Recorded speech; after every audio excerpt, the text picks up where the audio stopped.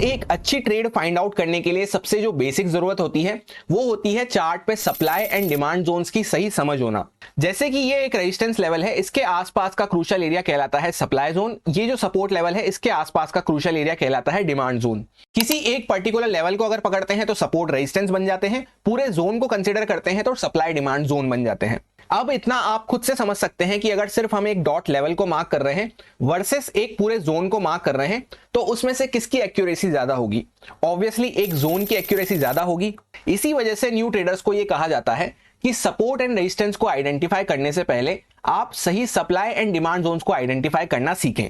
अब जैसा कि ये तो हमने डिस्कस कर लिया कि सपोर्ट रेजिस्टेंस लेवल से ज्यादा इन जोन्स की एक्यूरेसी ज्यादा होती है, पर फिर भी कभी कभी आप देखेंगे कि जैसे हम यहाँ पे सप्लाई जोन के आसपास सेल की अपॉर्चुनिटी ढूंढने के लिए बैठे हैं, पर कभी कभी चार्ट उसका ब्रेकआउट कर देता है, जैसा अभी आपको यहाँ पे होता हुआ नजर आ रहा है। तो हमें सप्लाई जोन के आसपास आके क्या यहाँ पे सेल की अपॉर्चुनिटी ढूंढनी है या फिर ब्रेकआउट के लिए वेट करना है, इसका पता हमें कैसे चलेगा?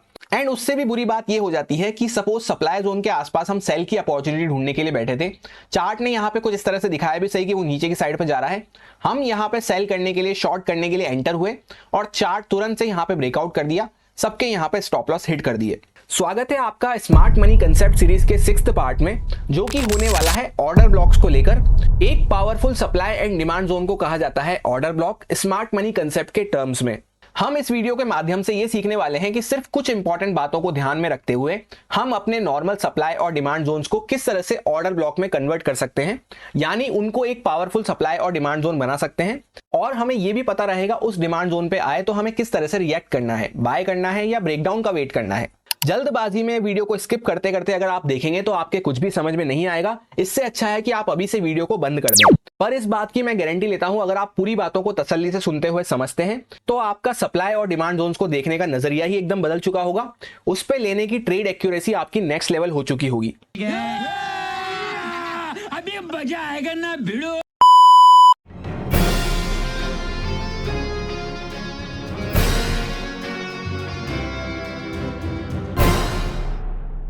ऑर्डर ब्लॉक्स जो होते हैं वो सिंपली ऐसे हाईली ऑप्टिमाइज्ड एरियाज होते हैं या फिर जोन्स होते हैं जहां से हाई अमाउंट में डिमांड या फिर सप्लाई जनरेट हुई हो, जहां पे किसी बड़े प्लेयर, स्मार्ट प्लेयर या बैंक वगैरह ने वहां पे लार्ज क्वांटिटी में बाय या फिर सेल किया हो। अब जैसा कि स्मार्ट मनी कंसेप्ट में हम ऑलरेडी बेसिक्स वगैरह में ये कवर कर चुके हैं कि स्मार्ट मनी जो रहता है उनके पास ये डेटा रहता है कि कौन कहां पे कितना ऑर्डर पंच कर रहा है, कहां पे कितनी लिक्विडिटी वगैरह पड़ी हुई है। ये डाटा उन्हें कहां से मिलता है? सिंपली जो ब्रोकर्स वगैरह होते हैं हमारे, वही उनको वो डाटा बेचते हैं। पर हम होते हैं जो रिटेलर्स वगैरह, उनके पास कोई ऐसी इंफॉर्मेशन वगैरह नहीं रहती है कि कहां पे कितने लोग बाय करने बैठे हैं, कितने लोग सेल करने बैठे हैं, कहां पे किनका स्टॉप लॉस वगैरह पड़ा है।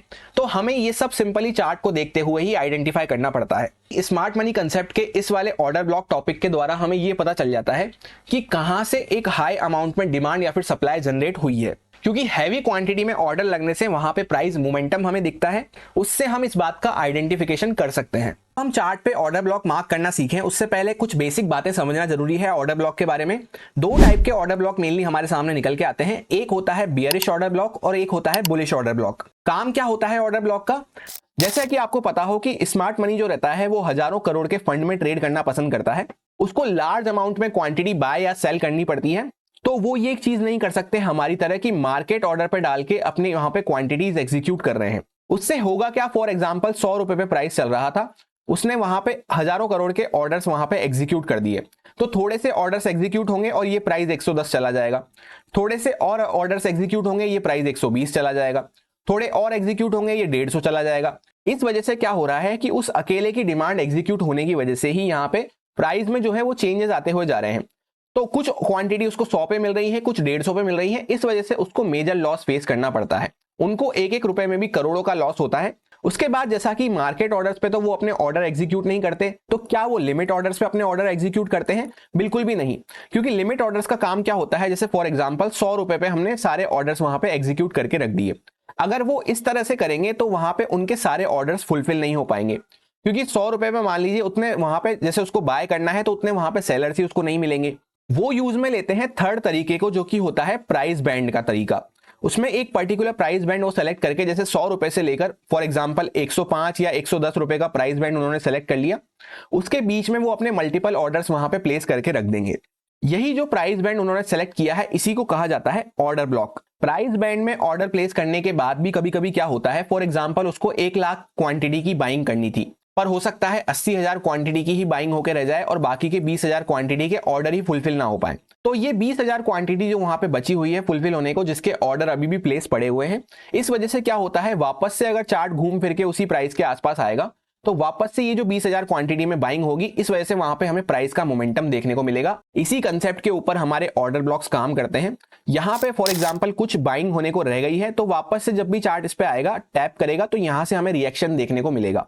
जहां से पूरे ट्रेंडी मूव का ओरिजिनेशन चालू हुआ है वहां पे एक ऑर्डर ब्लॉक हमें देखने को मिलता है कभी कभी, उसको कहा जाता है एक्सट्रीम ऑर्डर ब्लॉक, जो कि सबसे दूर वाला ऑर्डर ब्लॉक है। उसके अलावा भी बीच में हमें कभी कभी 2-3 ऑर्डर ब्लॉक्स देखने को मिल सकते हैं। इनका काम यही रहता है कि चार्ट वापस से इन पर टैप करेगा तो एक रिएक्शन हमें देखने को मिलता है, और इसी रिएक्शन को कैच करने के लिए हम स्मार्ट मनी कंसेप्ट में ऑर्डर ब्लॉक को स्टडी करते हैं। एक्चुअल में प्रैक्टिकल चार्ट पे ये कैसे दिखते हैं उसकी अभी हम आगे बात करेंगे। पहले आप पूरे कंसेप्ट को और पूरे यूज को अच्छे से समझ लीजिए। ऐसा ही सिमिलर हमें बियरिश साइड पे भी देखने को मिलता है कि उसने कोई सेल क्वांटिटी में अपने वहां पे ऑर्डर्स वगैरह लगा रखे हैं। वापस से जो हमने एग्जांपल लिया था, फॉर एग्जांपल उसमें भी 20,000 क्वांटिटी वहां पे बच गई, तो चार्ट जब वापस से इस पर टैप करेगा तो वहां पे हमें सेलिंग देखने को मिलेगी। जैसे सबसे नीचे वाला ऑर्डर ब्लॉक यहाँ पे एक्सट्रीम ऑर्डर ब्लॉक था, तो यहाँ पे बियरिश केस में सबसे ऊपर वाला यहाँ पे एक्सट्रीम ऑर्डर ब्लॉक बन जाएगा।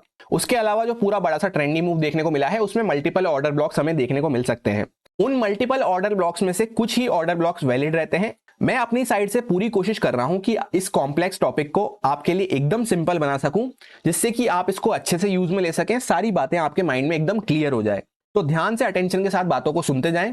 कुछ भी बातों को अगर आप मिस करते हैं तो फिर आप गलत ऑर्डर ब्लॉक्स को आइडेंटिफाई करेंगे, जिस वजह से लोग ट्रैप होते हुए नजर आते हैं। तो सिंपली जैसे कि अगर बुलिश ऑर्डर ब्लॉक है, पूरी वीडियो सेशन में जो भी ब्लू कलर के ब्लॉक रहेंगे वो हम बुलिश ऑर्डर ब्लॉक कंसिडर करने वाले हैं। जो भी रेड कलर के ब्लॉक होने वाले हैं उनको मैं as a bearish order block consider करने वाला हूं। तो सिंपली जो ऑर्डर ब्लॉक है उसको एक वैलिड ऑर्डर ब्लॉक बनाने के लिए कुछ पॉइंट्स का हमें ध्यान रखना पड़ता है, अदरवाइज हर किसी ऑर्डर ब्लॉक को हम कंसिडर नहीं कर सकते हैं। अब जैसा कि जो एक वैलिड ऑर्डर ब्लॉक रहता है उसकी ये 4 इंपॉर्टेंट कैरेक्टरिस्टिक्स होती हैं। एक तो उसमें स्ट्रक्चर मैपिंग काम में आती है, स्पेशली स्ट्रक्चर मैपिंग में BOS हमारे काम में आता है, ब्रेक ऑफ स्ट्रक्चर। दूसरा पॉइंट जो उसमें काम में आता है वो रहता है इम्बैलेंस। कैंडल्स का बीच में जो इम्बैलेंस होता है, जो इनएफिशिएंसी होती है, कैंडल्स के बीच का जो गैप होता है, वो हमारे वहां पे काम आता है। तीसरा इंपॉर्टेंट पॉइंट होता है जो ऑर्डर ब्लॉक हमने मार्कआउट किया है क्या वो मिटिगेटेड है ऑलरेडी या फिर नॉन मिटिगेटेड है, वो हमारे काम में आता है। चौथा एंड मेजर इंपॉर्टेंट पॉइंट सबसे ज्यादा होता है लिक्विडिटी। ये चारों पॉइंट्स का मतलब आपको पता है तभी आप ऑर्डर ब्लॉक को आइडेंटिफाई कर सकते हैं सही से एंड उसको यूज में ले सकते हैं। अब जैसा कि ये चारों पॉइंट्स अगर आपको नहीं पता है या चारों में से कोई एक आध पॉइंट आपको नहीं पता है तो आपको किस तरह से पता चलेगा। तो जो सीरीज हमारी चल रही है स्मार्ट मनी कंसेप्ट को लेकर, ये उसका 6th पार्ट है। तो ऑलरेडी जो 5 पार्ट आ चुके हैं वो आप अगर चेकआउट कर लेंगे तो ये सारे पॉइंट्स का मतलब आपके दिमाग में एकदम क्लियर हो चुका होगा। अब जैसा कि हम चार्ट को थोड़ा सा जूम आउट करके एक पिक्चर देखते हैं, तो पहले चार्ट यहाँ पे इस तरह से डाउन ट्रेंड में बना हुआ था, बार बार ब्रेक ऑफ स्ट्रक्चर करके नीचे की साइड पे मूव कर रहा था। फिर एक बार जब यहां से मूव निकला तो इसने इस बार लो को ब्रेक नहीं करा, यानी सिंपली हमें ये समझ में आ रहा है यहां से ट्रेंड इस तरह से हायर हाई हायर लो का हो चुका है। स्मार्ट मनी कंसेप्ट के टर्म में उसको कहते हैं स्ट्रक्चर मैपिंग, जिसमें ब्रेक ऑफ स्ट्रक्चर हमारे बहुत ही काम आता है। इसके ऊपर ऑलरेडी एक पार्ट मैंने बना के अपलोड कर दिया था। अब इस तरह से जब हम जूम करते हैं तो यहां पे हमें क्या देखने को मिला, एक हमारे को अच्छे अमाउंट का यहां पे पुल बैक मिला था। उसके बाद यहां पे एक वैलिड हमारा लो कंसिडर किया जाता है कब, जब यहां से एक वापस से हमें ब्रेक ऑफ स्ट्रक्चर देखने को मिलता है। जब एक बार ब्रेक ऑफ स्ट्रक्चर हो जाएगा उसके बाद ही हमें ऑर्डर ब्लॉक को आइडेंटिफाई करना चालू करना है। कहीं पे भी बीच में चलते फिरते घूम रहे हैं वहां पे हमें ऑर्डर ब्लॉक आइडेंटिफाई नहीं करना है। तो पहला पॉइंट यहां पे टिक हो गया, ब्रेक ऑफ स्ट्रक्चर हुआ है तो हम ऑर्डर ब्लॉक आइडेंटिफाई करना चालू करेंगे। कैसे करेंगे, अप साइड का ब्रेक ऑफ स्ट्रक्चर हुआ है तो हमें बुलिश ऑर्डर ब्लॉक देखना है। बुलिश ऑर्डर ब्लॉक के लिए हमें क्या चाहिए, लास्ट सेलिंग मूव कहां तक गया था। इसके बॉटम पार्ट पे जब हम इस तरह से जूम इन करेंगे तो हमें यहां पे कैंडल्स पे गौर करना है। कुछ देर के लिए मैं इस ऑर्डर ब्लॉक को यहां पे डिलीट कर देता हूं। तो लास्ट सेलिंग कैंडल कहां तक गई थी, ये वाली सेलिंग कैंडल हमारी लास्ट सेलिंग कैंडल थी। इस कैंडल का लो अभी तक भी मार्केट ने ब्रेक नहीं किया है। बाकी की जो कैंडल्स बन रही हैं उसके अंदर में ही बन रही हैं, इनसाइड कैंडल्स टाइप हमें देखने को मिल रही हैं। तो पूरी की पूरी ये कैंडल हमारे लिए as an order block consider की जाएगी, यानी ये जो पूरी रेड कैंडल का हाई है विक से लेकर विक तक हम पूरा कंसीडर करेंगे। मैं टेक्निकल्स के अलावा आपको साथ के साथ साइकोलॉजी भी समझाता हुआ जाऊंगा, जिससे कि ये जो कॉम्प्लेक्स टॉपिक है आपके दिमाग में एकदम सिंपल हो जाए, एकदम आसान आपको समझ में आ जाए। एग्जाम्पल्स तो हम ऑलरेडी डिस्कस कर ही रहे हैं, उसके साथ आप साइकोलॉजी को समझ जाएंगे तो आपके कंप्लीटली दिमाग में वो फिट हो चुका होगा। अब साइकोलॉजी को समझने के लिए आप सबसे पहले इस बात को समझिए कि चार्ट का स्ट्रक्चर क्या था, अप साइड का स्ट्रक्चर बना हुआ था। ब्रेक ऑफ स्ट्रक्चर कहां पे किया है हमने, अप साइड के लिए। ऑर्डर ब्लॉक हम कहां का ढूंढ रहे हैं, बुलिश साइड का, जिससे कि हम उस पर टैप करके वहां से लॉन्ग साइड की कोई अपॉर्चुनिटी वगैरह देख सके। तो जो लास्ट सेलिंग मूव चलता हुआ आया उसका बॉटम पार्ट देखना इसलिए जरूरी हो जाता है क्योंकि किसी नॉर्मल रिटेलर वगैरह ने, किसी आम आदमी ने तो उसको गिरते हुए चार्ट को यहां से घुमाया नहीं होगा। ऑब्वियसली किसने घुमाया होगा, जिसके पास हजारों करोड़ों में फंड है। कोई फंड हाउस हो सकता है, कोई बैंक वगैरह हो सकता है, कोई भी स्मार्ट मनी हो सकता है, XYZ। तो उसने अगर यहां से इसको घुमाया है तो उस एरिया पे हमें क्रूशियल नजर रखनी चाहिए। इस वजह से जो लास्ट मूव चलता हुआ आया है उसके नीचे चार्ट जब जा नहीं पाया तो यहां तक लास्ट हमें ऑर्डर फ्लो देखने को मिल रहा है। जो भी कैंडल डॉट लो लगाएगी उसी कैंडल को आपको ऑर्डर ब्लॉक कंसीडर कर लेना है। अब जैसे डॉट लो तो इस ग्रीन वाली कैंडल ने भी लगाया है आप कह सकते हैं, तो इसको भी हम कंसीडर कर सकते थे बिल्कुल ऑर्डर ब्लॉक के लिए। पर ये हमें क्या देखने को मिल रही है, इनसाइड कैंडल देखने को मिल रही है, तो इसकी उतनी पावर नहीं है, उतनी वैल्यू नहीं है, इसलिए हमें पूरा यही ब्लॉक लेना पड़ेगा इस तरह से। एंड ये तो हो गया ब्रेक ऑफ स्ट्रक्चर, सबसे पहले हमें चेकआउट करना है, फिर ऑर्डर ब्लॉक ढूंढना चालू करना है। सेकंड पॉइंट जो मैंने आपसे कहा था, इम्बैलेंस हमें चेकआउट करना है कैंडल का। तो इस तरह से जब आप क्लियर कट जूम करके देखेंगे तो यहां पे आपको देखने को मिलेगा कि एक अच्छा सा इम्बैलेंस हमें क्रिएट होता हुआ नजर आ रहा है। ये जो छोटी सी डोजी कैंडल लगी है इसमें और इस वाली कैंडल में, हैमर जो कैंडल है, इसके बीच में हमें यहाँ पे एक इम्बैलेंस क्रिएट होता हुआ नजर आ रहा है। अब तीसरा जो पॉइंट था, मिटिगेट है या फिर नॉन मिटिगेट, उसका हम इस तरह से पता लगाएंगे। जब यहां से चार्ट ऑर्डर ब्लॉक के बाद निकला तो क्या उसने एक बार भी उस पर टैप करा, नहीं करा तो वो अभी तक भी नॉन मिटिगेटेड है। अगर चार्ट उस पर एक बार भी टैप कर देता, कोई भी, फॉर एग्जांपल ये वाली जो कैंडल है यही इस पर टैप कर देती, तो फिर ये ऑर्डर ब्लॉक किसी भी काम का नहीं रहता। यानी अगर टैप कर दिया है, पूरा खत्म कर दिया है यहाँ पे ऑर्डर ब्लॉक को, तो वो कहलाता मिटिगेटेड ऑर्डर ब्लॉक। एक ऑर्डर ब्लॉक जो है वो एक ही बार काम करता है, उसकी एक्यूरेसी एक बार के लिए ही रहती है। अब जैसा कि चार्ट नीचे से चलता हुआ आया नीचे वाले ऑर्डर ब्लॉक से, उसके बाद back to back green candles हैं, कोई एक पुल बैक हमें देखने को नहीं मिल रहा। यहाँ पे एक छोटा सा पुल बैक हमें देखने को मिला इस वाली कैंडल में, बिल्कुल बन सकता था ये ऑर्डर ब्लॉक। इसको एक बार हम इस तरह से मार्कआउट भी कर लेते हैं, इसको नाम दे देते हैं बुलिश ऑर्डर ब्लॉक का। तो ये ऑर्डर ब्लॉक बन गया सपोज। अब हुआ क्या, चार्ट यहां से आगे की साइड ऊपर गया, वापस आया, पुल बैक दिया यहाँ पे एक, और एग्जैक्टली डॉट इस पे जब चार्ट टच किया तो यहाँ पे हमारे लिए एक लॉन्ग की अपॉर्चुनिटी बनती थी। अच्छा, जब एक बार टच कर लिया तो क्या हो गया इसमें, यहाँ पे ये हो गया मिटिगेटेड ऑर्डर ब्लॉक, यानी इसका काम खत्म हो चुका है। एक ऑर्डर ब्लॉक का जिंदगी में एक ही बार काम रहता है, वो यहाँ पे इसने चार्ट ने टच कर लिया इसको, तो ये अब किसी भी काम का नहीं रहा, इसलिए हम इसको अब कंसिडर नहीं करेंगे। उसके आगे के ऑर्डर ब्लॉक कहां पर है, तो जैसा यहाँ पे एक ऑर्डर ब्लॉक है, अब इसको पहले मैं एक बार डिलीट कर देता हूं, समझाता हूं कि कैसे मार्कआउट किया इसको। यहाँ पे चार्ट ने एक हाई लगाया, अच्छा खासा पुल बैक दिया उसके बाद, तो जब ये हाई वापस से क्रॉस हो जाएगा, यहाँ पे क्रॉस हुआ, तब हम नीचे का ऑर्डर ब्लॉक ढूंढना चालू करेंगे। अब जैसा कि आप बोल सकते हैं यहाँ पे इंपल्सिव मूव हुआ, तो ये वाली लास्ट वाली सेलिंग कैंडल हमने क्यों नहीं ली है, उसका जस्ट अभी मैंने आपको एग्जांपल दिया कि जो ये सेलिंग मूव चलता हुआ आया नीचे की साइड पे, जो यहाँ पे हाई से वापस हम नीचे की साइड पे आए, उसने डॉट क्या लो लगाया, ये वाला लो लगाया डॉट। इस पूरी कैंडल को हमें as a order block consider करना पड़ेगा, हाई से लेकर लो तक, विक से लेकर पूरा विक तक। बाकी की ये जो 3 कैंडल्स बन रही हैं इंपल्सिव मूव के पहले, इनकी कोई भी वैल्यू नहीं है, क्योंकि एक तो ये इनसाइड कैंडल है, इसका लो ये ब्रेक नहीं कर पा रही। अब ये वाला जो हमने ऑर्डर ब्लॉक मार्क करा, इसमें क्या सारी कैरेक्टरिस्टिक्स टिक हो रही हैं। लिक्विडिटी की हमने बात करी थी, तो लिक्विडिटी का जो लास्ट लो चलता हुआ आया है वो हमने लो कंसीडर कर लिया। क्या ये मिटिगेटेड है, अभी तक नहीं है, आगे जाके यहाँ पे होगा। तीसरा, क्या यहाँ पे कैंडल में कोई इम्बैलेंस हमें देखने को मिल रहा है, बिल्कुल देखने को मिल रहा है। जब इस वाली कैंडल को से लेकर आप यहाँ तक नीचे वाली कैंडल को कंसिडर करेंगे तो यहाँ पे आप देख सकते हैं बिल्कुल आपको एक इम्बैलेंस यहाँ पे देखने को मिलेगा। तो सारे पॉइंट्स यहाँ पे टिक हो गए, ब्रेक ऑफ स्ट्रक्चर भी हुआ है, सिर्फ इतना हम देखें, यहाँ पे छोटा सा पुल बैक था, तो इसका यहाँ पे एक ब्रेक ऑफ स्ट्रक्चर भी हमें देखने को मिल रहा है। साथ ही साथ मिटिगेटेड भी अभी तक नहीं है, तो हम इसको जब तक कंसीडर करके रखेंगे जब तक ये मिटिगेटेड नहीं हो जाता। कहां पे जाके ये मिटिगेटेड हुआ, यहाँ पे इस वाले पॉइंट पे, तो यहाँ तक के लिए सिर्फ ये हमारे काम का था, इसके आगे कभी भी जिंदगी में एक ऑर्डर ब्लॉक काम नहीं आएगा, तो इसकी अब कोई भी हमारे लिए वैल्यू नहीं रहेगी, इसको हम डिलीट कर देते हैं। अब उसके आगे हम आते हैं थोड़ा सा, तो आपको क्या देखने को मिलेगा, यहां से जो मूव निकला वो बहुत अच्छा मूव जा रहा था, उसमें कोई भी एक खास अमाउंट का पुल बैक वगैरह हमें देखने को नहीं मिल रहा था, पर यहाँ पे एक बार चार्ट हाई लगा के आया इस बार, उसके बाद एक अच्छे अमाउंट का हमें पुल बैक वगैरह देखने को मिला है। तो ये पूरे हाई से लो तक जब जहां पे हम आए हैं, डॉट जिस कैंडल ने लो लगाया वो कौन सी वाली कैंडल है, ये वाली कैंडल है। वो कैंडल के कलर से कोई भी मतलब नहीं होता, ग्रीन भी रह सकती है, रेड भी रह सकती है, कुछ भी कलर रह सकता है, डोजी, हैमर, कुछ भी तरह की कैंडल हो सकती है। सिर्फ हमें ये चाहिए जब हाई से हम नीचे आ रहे हैं तो जो कैंडल डॉट लो लगा के ऊपर की साइड पे गई है उसके वहां पे हमें ऑर्डर ब्लॉक आइडेंटिफाई करना है और यूज हम उसको आगे आने वाले टाइम में लेते हैं जब चार्ट उस पर टैप करता है। आई होप आपको क्लियर होती जा रही होगी बातें। अब यहाँ पे हमें क्या देखने को मिल रहा है, हाई से जब हम नीचे निकलना चालू करें तो एक बार जब वापस से हम इसके हाई के ऊपर निकल जाएंगे, इस वाली कैंडल में हम निकले इसके हाई के ऊपर, फिर जाके हम ये ढूंढना चालू कर रहे हैं ऑर्डर ब्लॉक। लाइव मार्केट में जैसे चार्ट यहाँ से गिरता हुआ जा रहा है तब हम यहाँ पे ऑर्डर ब्लॉक आइडेंटिफाई करने नहीं बैठे। एक बार जब हाई वापस से क्रॉस हो गया यहाँ पे इस वाली कैंडल में, तब हम उसके पीछे का देखना चालू करेंगे कि कहाँ पे ऑर्डर ब्लॉक बना के आया है ये। तो इस पूरी कैंडल को ऊपर से लेकर नीचे तक हम यहाँ पे as a order block mark out कर लेंगे। उसके बाद सिमिलरली बाकी की चीजें चेकआउट करेंगे।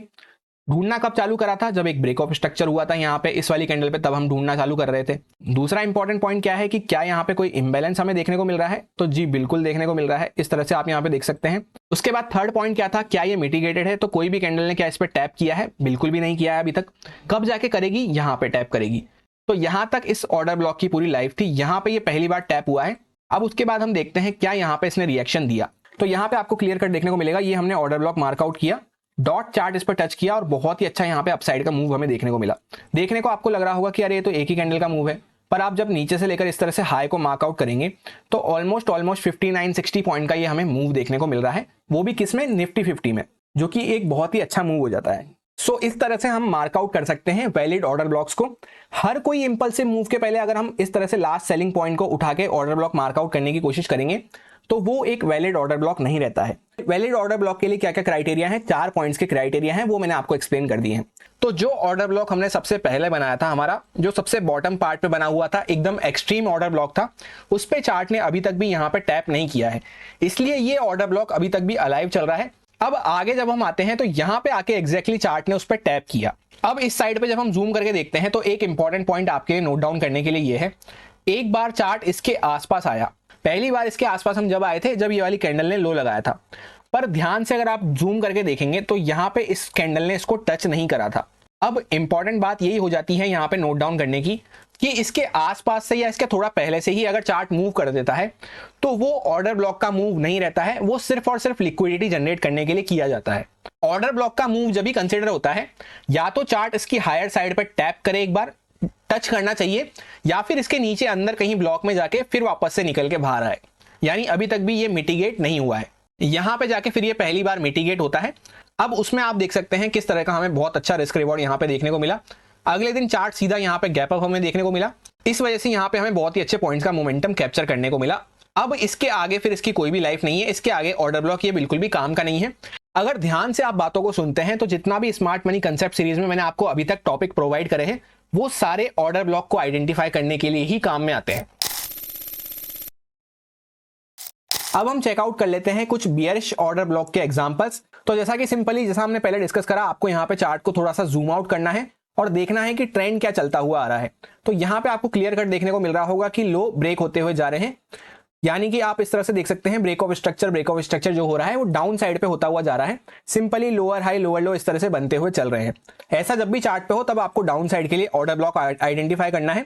उससे क्या होता है, ट्रेंड के साथ राइड करने में हमें बहुत अच्छा रिस्क रिवॉर्ड वगैरह मिलता है और ऑर्डर ब्लॉक भी हमारे फेल होने के चांसेस बहुत ही कम हो जाते हैं। अब उसके बाद यहाँ पे हमें क्या देखने को मिलेगा, ऊपर से हम यहाँ पे बड़ा सा गैप डाउन खुले तो एक तरह से यहाँ पे एक kind of break of structure हमें देखने को मिल रहा है। अब गैप इतना बड़ा है यहाँ पे, उसके ऊपर का चार्ट मान लेते हैं, हमें पता नहीं क्या है, उससे हमें कोई भी मतलब नहीं। यहाँ पे हमें ऑर्डर ब्लॉक आइडेंटिफाई करना चालू करना है इसके आगे के लिए। अब यहाँ पे हुआ क्या है, गैप डाउन खुलने के बाद आप अगर ध्यान से चेकआउट करेंगे तो सबसे पहले चार्ट ने एक पूरा यहाँ से यहाँ तक का फॉल दिया। अब ये जो बड़ी सी कैंडल बनी है, यहाँ से यहाँ तक का फॉल हुआ है, तो कुछ लोगों ने इसके ऊपर यहाँ पे अपने स्टॉप लॉस वगैरह रखे होंगे। यहाँ पे इसके ऊपर मतलब सिंपली हमें लिक्विडिटी देखने को मिल रही होगी। उसके बाद चार्ट ने यहाँ पे पुल बैक दिया है। अब नॉर्मली ये चार्ट होता, इसके ऊपर कोई स्टॉप लॉस वगैरह नहीं होते या इस तरह से पूरा कनेक्ट करता हुआ फॉल करता हुआ आ रहा होता ये, तब तो हम इस वाले ऑर्डर ब्लॉक को कंसीडर कर सकते थे जो मैंने मार्क कर रखा है आपसे। जो ये कैंडल का हाई डॉट जिस कैंडल का लगा हुआ है यहाँ पे, उस कैंडल को हम पूरा कंसीडर कर सकते थे इस तरह से, ग्रीन कैंडल को। पर अभी क्या हो गया है कि यहाँ पे इसके ऊपर भी स्पेस है स्टॉप लॉस रखने की, और वैसे भी फ्रेश डे स्टार्ट हुआ है तो काफी सारे लोग इंट्राडे वगैरह में जो नई पोजीशन वगैरह बनाए होंगे वो यहाँ पे इसके ऊपर अपनी स्टॉप लॉस वगैरह रखे होंगे। सिंपली यहाँ पे इसके ऊपर लिक्विडिटी होगी, तो यहाँ पे हम ऑर्डर ब्लॉक ना कंसीडर करते हुए नॉर्मल केस में यही ऑर्डर ब्लॉक बनता हमारा। इस पूरी कैंडल को हमें as a order block consider करना पड़ेगा, यानी जो पहले वाली पूरी कैंडल है उसको हम as a order block consider करेंगे। जब ऐसा हम करते हैं तो उसी के अंदर ऑटोमेटिक ये छोटा वाला इंटरनल ऑर्डर ब्लॉक भी हमारा आ जाता है। इस तरह से मैं आपको यहाँ पे मार्क करके दिखा देता हूँ, इसको हम as a internal order block consider कर सकते हैं। सारे के सारे एज इट इज पॉइंट यहाँ पे अप्लाई होंगे। जैसा आप देख सकते हैं यहाँ पे ब्रेक ऑफ स्ट्रक्चर टाइप हुआ, एक लो ब्रेक हुआ, जो ट्रेंड चल रहा था उसी का यहाँ पे ब्रेक ऑफ स्ट्रक्चर हुआ। सेकंड केस यहाँ पे क्या है, इम्बैलेंस का हमें देखना था, तो इस तरह से आप यहाँ पे पैरेलल चैनल टूल निकालेंगे एक, उसको इस तरह से यहाँ पे, तो इस तरह से आप यहाँ पे देख सकते हैं कि यहाँ पे एक इम्बैलेंस भी क्रिएट हो रखा था। तीसरा केस कौन सा था कि क्या ये मिटिगेट है, तो जब से यहाँ से निकला है तो वापस एक बार भी इस पर टच नहीं करा है, तो अभी तक भी ये मिटिगेटेड नहीं है, यानी नॉन मिटिगेटेड है, जिंदा है अभी तक भी। चौथा केस क्या था, लिक्विडिटी वाला। सिर्फ उस चौथे पॉइंट की वजह से, लिक्विडिटी की वजह से ये पूरा की पूरा ऑर्डर ब्लॉक हमें लेना पड़ा है, क्योंकि इसके ऊपर भी कुछ लोगों के स्टॉप लॉस वगैरह पड़े होंगे। उसके बाद क्या हुआ, सिंपली कंटिन्यू मोमेंटम हमें देखने को मिला, डॉट यहाँ पे हमने लो लगाया है। अब लो लगाने के बाद जब तक ये लो वापस से ब्रेक नहीं होगा तब तक कोई वापस से ब्रेक ऑफ स्ट्रक्चर नहीं होगा। यहां पे एग्जैक्टली हमने वापस से ब्रेक ऑफ स्ट्रक्चर किया है जब इस बड़ी सी कैंडल ने इसको वापस से ब्रेक डाउन किया, इसके नीचे क्लोजिंग दी। तो यहां पे वापस से हम इसके ऊपर के ऑर्डर ब्लॉक आइडेंटिफाई करना चालू करेंगे कि भाई कहां पे ऑर्डर ब्लॉक बने हुए पड़े हैं। जैसा कि डाउन ट्रेंड के लिए हम ढूंढ रहे हैं, तो लास्ट बाइंग मूव कहां पे हुआ था, यहाँ पे। डाउन ट्रेंड के केस में जो लास्ट ये पूरा बाइंग मूव है इसको कहा जाता है ऑर्डर फ्लो। ऑर्डर फ्लो का एक छोटा सा ब्लॉक होता है ऑर्डर ब्लॉक, जहां पे हमें ये पता चलता है कि वहां पे कुछ ऑर्डर्स वगैरह पेंडिंग हो सकते हैं या फिर कोई नए ऑर्डर्स वहां पे जनरेट हो सकते हैं। यही कंप्लीट साइकोलॉजी रहती है ऑर्डर ब्लॉक की। तो जैसे इस तरह से ये डाउन ट्रेंड चार्ट चल रहा है, तो ये जो यहाँ पे ब्रेक ऑफ स्ट्रक्चर हुआ, उसके बाद ये जो पूरा यहाँ पे कंप्लीट अपसाइड का मूव था, इस पूरे को अगर हम कंसिडर करते हैं ऐसे, तो ये कहलाता है ऑर्डर फ्लो पूरा। और ऑर्डर फ्लो का एक पर्टिकुलर हिस्सा, एक पर्टिकुलर कोई कैंडल वगैरह, वो कहलाती है ऑर्डर ब्लॉक। अब जैसा कि यहाँ पे हमने ब्रेक ऑफ स्ट्रक्चर किया था एक BOS, तो उसके बाद हम ऊपर के ऑर्डर ब्लॉक चेकआउट कर रहे हैं, तो यहाँ पे एक ऑर्डर फ्लो हमें देखने को मिला था। इसके ऑर्डर ब्लॉक देखेंगे तो ये वाली जो कैंडल है, बड़ी सी बीच वाली डोजी कैंडल, इस तरह से आप इसको मार्क कर सकते हैं। यहाँ पे इसको हम कंसिडर कर लेते हैं बियरिश ऑर्डर ब्लॉक, क्योंकि इसके ऊपर कोई भी हाई कैंडल हमें देखने को नहीं मिल रही है। अब बाकी सारे पॉइंट्स यहाँ पे भी अवेलेबल हैं, जैसा कि ब्रेक ऑफ स्ट्रक्चर हुआ था यहाँ पे, मिटिगेशन अभी तक इसका हुआ नहीं है, यानी अभी तक भी इस पे एक बार भी टैप नहीं किया है। और नेक्स्ट पॉइंट कौन सा था कि इम्बैलेंस, तो इम्बैलेंस आप इस तरह से देख सकते हैं, यहां से यहां तक पूरा एक इम्बैलेंस हमें देखने को मिल रहा था, कैंडल के बीच में एक गैप पड़ा हुआ था, तो सारे पॉइंट्स यहाँ पे टिक हो रहे थे। तो इस वजह से हमने यहाँ पे सबसे पहले इस ऑर्डर ब्लॉक को कंसीडर करा। अब हम इसको आगे एक्सटेंड करेंगे, तो पहली बार ये यहाँ पे मिटिगेट हुआ, तो जैसा आप देख सकते हैं यहाँ पे टैप करते ही चार्ट ने रिएक्ट किया और डाउन साइड का एक अच्छा मूव हमें देखने को मिला। अब उसके थोड़ा आगे हम चलते हैं, तो अगला ब्रेक ऑफ स्ट्रक्चर हमें कहां पे देखने को मिल रहा है, एक लो यहाँ पे लगा था, पर इसको जब हम इस तरह से यहाँ पे एक्सटेंड करते हैं, तो यहाँ पे ये लो तो ब्रेक हुआ है, पर इसके नीचे कैंडल क्लोज नहीं हुई है। इस वजह से इसको क्या कहा जाता है कि लिक्विडिटी यहाँ पे स्वीप करी गई है, पर यहाँ पे ब्रेक ऑफ स्ट्रक्चर नहीं हुआ है। इसको इस तरह से हम यहाँ पे मार्क कर लेते हैं कि लिक्विडिटी यहाँ पे स्वीप हुई है। अगर इसके नीचे क्लोज करता लो के नीचे, तभी वो ब्रेक ऑफ स्ट्रक्चर माना जाता। अब अगला लो हमारा क्या बन चुका है, ये जो लिक्विडिटी स्वीप हुई है ये हमारा अगला लो बन चुका है। तो इसको हम जब आगे इस तरह से एक्सटेंड करेंगे, तो ये यहाँ पे हमें देखने को मिल रहा है, यहाँ पे भी वापस से सेम चीज हुई कि लिक्विडिटी यहाँ पे स्वीप होती हुई हमें नजर आई है। इसको भी हम इस तरह से मार्क कर लेते हैं, ये भी कोई ब्रेक ऑफ स्ट्रक्चर यहाँ पे हमें देखने को नहीं मिलेगा। और नया लो हमारा क्या बन चुका है, ये हमारा यहाँ पे नया लो बन चुका है। जूम करके मैं आपको अच्छे से दिखा देता हूं। इस बात का आपको खास ध्यान रखना है कि लो तो ब्रेक हो रहा है, पर उसके नीचे कैंडल क्लोज नहीं कर रही, तो वो कोई ब्रेक ऑफ स्ट्रक्चर वहां पे नहीं होगा, वो सिर्फ वहां पे लिक्विडिटी स्वीप करी गई है। किसी ने अगर यहाँ पे स्टॉप लॉस वगैरह डाल के जैसे बाय वगैरह किया होगा, तो सिर्फ उसके स्टॉप लॉस यहाँ पे खाए गए हैं। उसके बाद नया लो हमारा क्या बन गया, ये। अब इसका भी वापस से आप सेम देखेंगे, सेम चीजें यहाँ पे होती हुई जा रही है। ब्रेक ऑफ स्ट्रक्चर वापस से इसका भी नहीं हुआ, यहाँ पे भी हमें लिक्विडिटी स्वीप होती हुई नजर आई।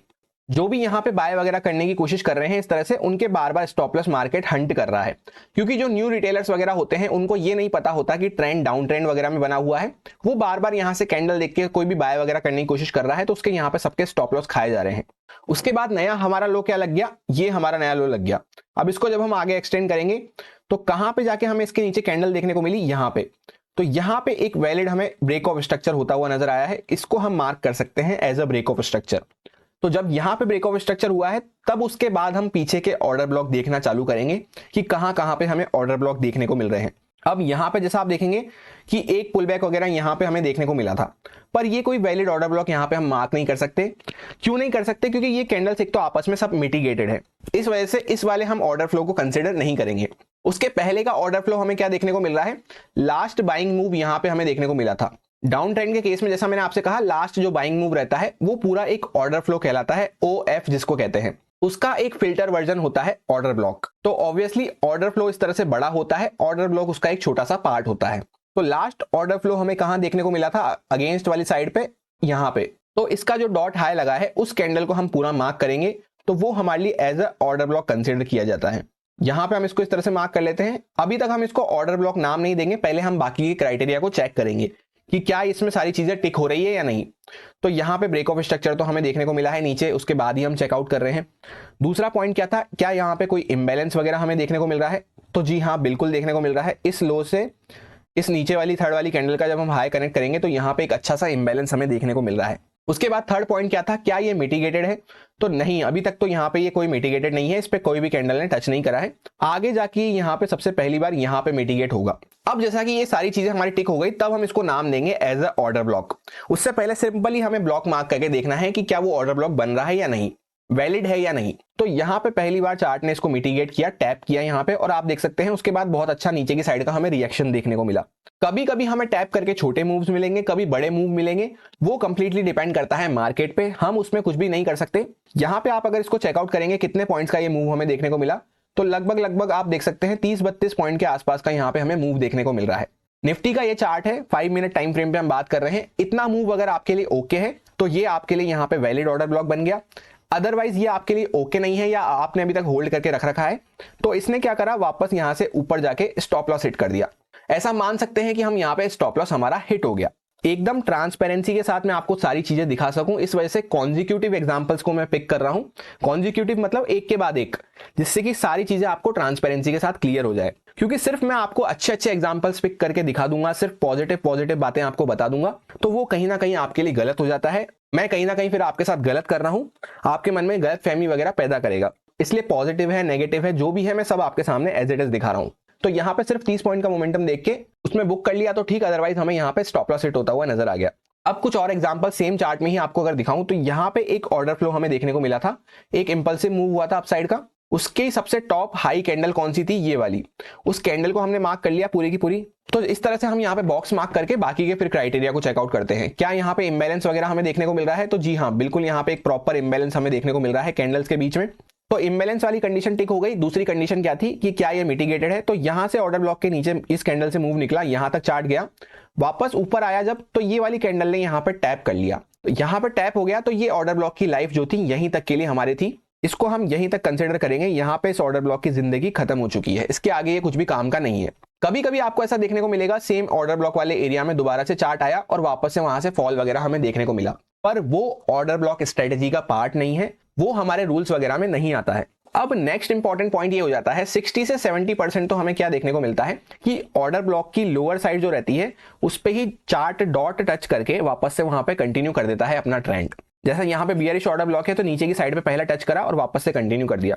बुलिश ऑर्डर ब्लॉक अगर रहता तो उस पे ऊपर की साइड पे डॉट टच करके उसके आसपास से वापस से रिवर्स कर देता। बाकी के 20 से 30% 40% में हमें क्या देखने को मिलता है कि जो पूरा ऑर्डर ब्लॉक हमने मार्क किया है उसके अंदर आएगा थोड़ा सा चार्ट, और अंदर कहीं से वहां पे वापस से रिएक्ट करके नीचे की साइड पे गिरेगा।